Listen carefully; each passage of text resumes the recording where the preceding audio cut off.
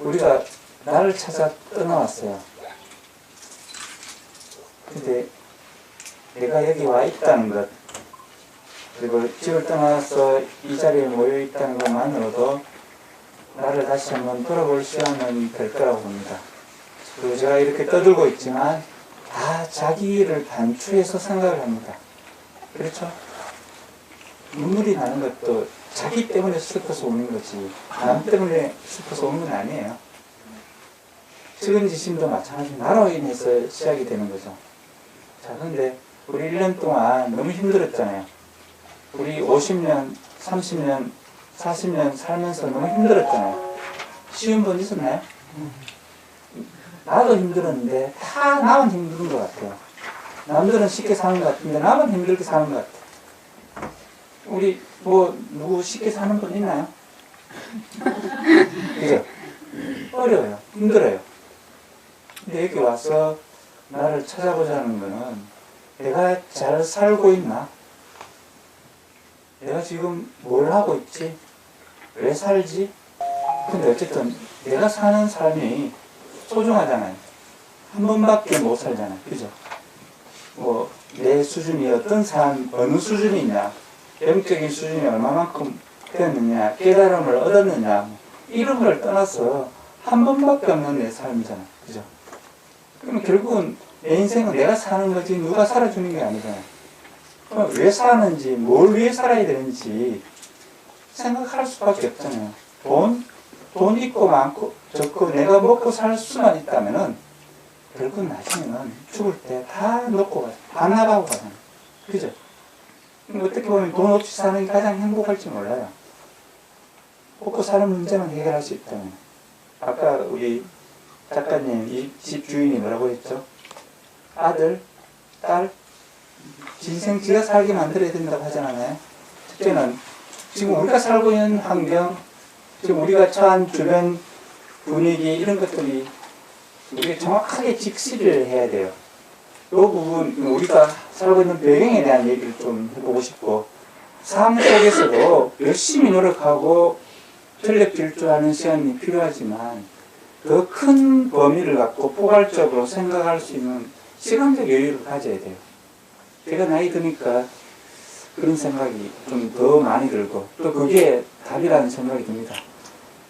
당장 많은 것들을 해서 진행하는 것도 중요하지만 좀 천천히 가더라도 전체를 아우르고 옆도 보고 뒤도 보고 그러면서 내가 가야 될 방향성에 대해서 다시 한번 점검을 하면서 나로 인해서 내가 직접적으로 그 주변 사람들한테 의식을 하고 피해를 준 거 잘못을 한 것도 있지만 더 중요한 건 내가 모르면서 주변 사람들을 힘들게 하고 아프게 한 것들이 더 많습니다.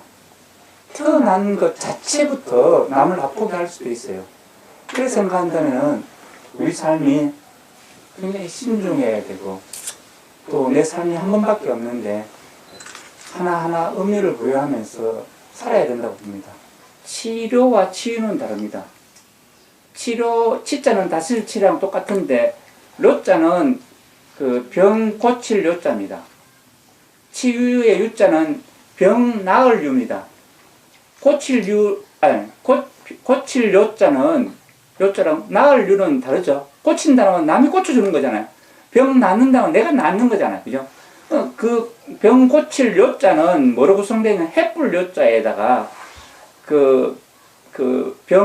무슨 역자입니다. 어쨌든 이렇게 구성되었다는 거는 누군가 햇불을 들고 쳐다보면서 처치를 한다는 거예요. 치료를 한다는 의미예요.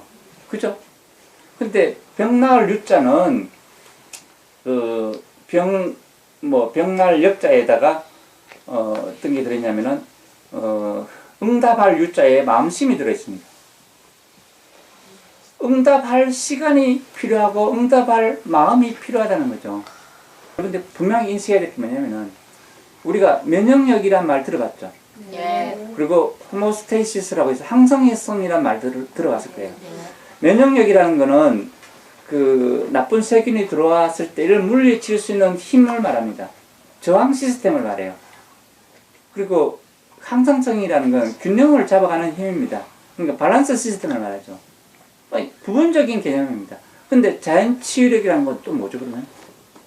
그럼 면역력과 같은 개념 아닙니까? 면역력과 항상성을 포함한 개념입니다.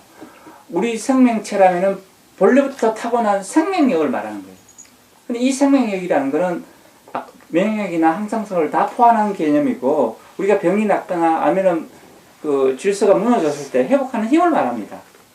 이걸 어떻게 회복할 거냐? 이게 회복이 되면은 내 몸은 의사가 안 고쳐도 내 몸이 고칩니다.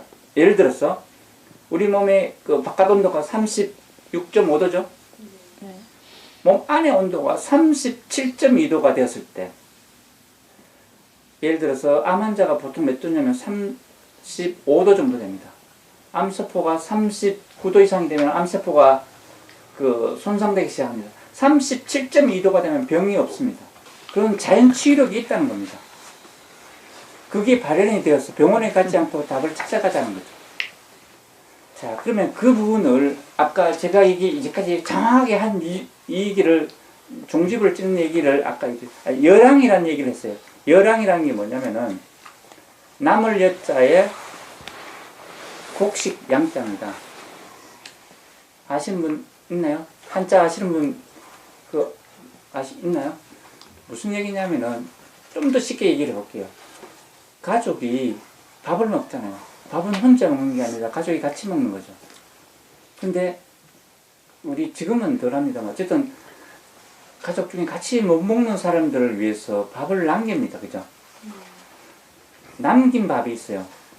남은 밥, 먹다 남은 밥이 아니고 어떻게 합니까? 솥에서 밥을 풀 때 아버지, 일하고 오신 아버지 밥, 또 공부하고 오는 아들을 위해서 밥을 미리 퍼놓고 아랫목에 뚜껑 닫아서 묻어두죠. 밥이 모자라면 어떻게 합니까? 그 밥을 먹습니까? 안 먹어요. 그죠? 그게 남긴 밥이에요. 곡식 중에 농사지을 거, 우리가 먹을 거 하고 남긴 곡식이 바로 열량입니다. 그 남긴 곡식을 어떻게 합니까? 밖에 가서 팝니까? 장에 가서? 장에 파는 곡식을 얘기하는 게 아니에요. 그 남긴 곡식 속에는 첫 번째는 제사 지내기 위해서 남깁니다. 맞죠? 또 부처님한테 11조 해야 되니까 하느님한테, 아니다, 부처님한테 시주해야 되고 또 그 하느님한테 11조 내야 되니까 남깁니다. 그죠? 또 늙은 노부모님 모시기 위해서, 약하기 위해서, 조청 만들기 위해서 남깁니다. 또 이웃집 총각 내일 모레 장가 간다는데 감주해줘야 되는 거 남깁니다. 또 여기 나중에 친정 부모님 올 수도 있고 또 집안에 따라 다르게는 오시는 손님들을 위해서 곡식을 남겨놔야 돼요. 그리고 나머지를 팔거나 어떻게 합니다. 맞죠? 네. 이게 열왕입니다. 이거는 뭐냐면은 그 먹다 남은 게 아니라는 거죠. 내 마음대로 할 수 있는 게 아니고 농사를 지으면서 미리 남을 위해서, 함께하는 어울림을 위해서, 소통을 위해서, 약이 되게 하기 위해서 남겨놓은 겁니다. 맞죠? 이게 바로 힐링입니다. 그게 바로 힐링의 핵심입니다. 그러면은 나 자신만의 계산과 권력 의지가 아니라 함께하는 우리 사회를 위해서, 주변 가족들을 위해서, 내 가족 뭐 있죠. 내 가족도 중요하고 주변 내 옆집도 중요하다는 겁니다. 그분들이 있기 때문에 내 삶이 유지되고 있다는 겁니다. 맞나요? 자연도 마찬가지죠. 공기가 있고 또 그 숲이 있고 물이 있고 이런 것들이 다 같이 어울려서 우리가 같이 공존하고 있는 거죠. 여기에 바로 힐링의 본질이 있다고 생각합니다. 또 여기 와서 우리가 내가 많이 아까 그랬죠. 내가 알고 있는 죄보다 내가 모르고 있는 죄가 더 많아요. 그러면은 나로 인해 갖고 시기의 대상이 되고 나로 인해서 피를 본 분도 있다고 생각한다면은 우리 삶이 되게 조심스러워야 된다. 그리고 할 수만 있다면은 내가 굶어 죽지만 않는다면은 먹고 살 수만 있다면은 많은 사람들한테 베풀고 함께 어울리고 함께 해야 된다. 그게 답인 것 같아요.